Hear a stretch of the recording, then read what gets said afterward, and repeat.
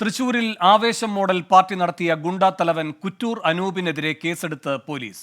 പാർട്ടിയിൽ കൊലക്കേസിൽ പ്രതികളായവരടക്കം പങ്കെടുത്തെന്ന് പോലീസ് കണ്ടെത്തൽ. പാർട്ടിയുമായി ബന്ധപ്പെട്ട് അനൂപിൽ നിന്നും വിശദമായ മൊഴിയെടുത്തു. അറസ്റ്റ് ചെയ്ത അനൂപിനെ പിന്നീട് സ്റ്റേഷൻ ജാമ്യത്തിൽ വിട്ടു. സൂരജ് സജി തൃശൂരിൽ നിന്ന് കൂടുതൽ വിവരങ്ങളുമായി ചേരുന്നു. സൂരജ്, എന്താണ് പോലീസ് വൈകിയാണെങ്കിലും എടുത്തിരിക്കുന്ന നടപടികൾ?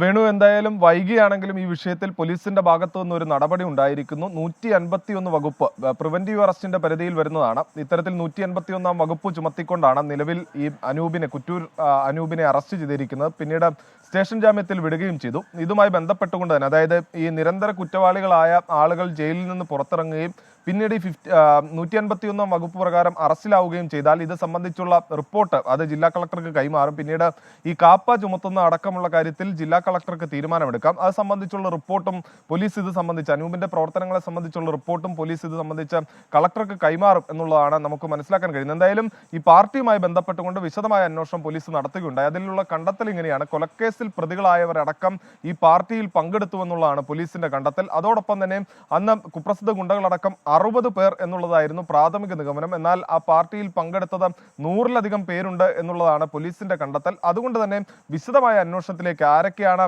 ഇതിൽ എത്തിയിട്ടുള്ളത്, അതിൽ ഏത് തരത്തിൽപ്പെട്ട കേസിൽപ്പെട്ട ആളുകൾ ഉണ്ടായിരുന്നു എന്നെല്ലാം സംബന്ധിച്ച് വിശദമായ അന്വേഷണവും പോലീസ് നടത്തുന്നുണ്ട്. വേണു, ശരി. സൂരജ് സജിയാണ് തൃശൂരിൽ നിന്ന് വിവരങ്ങൾ നൽകിയത്.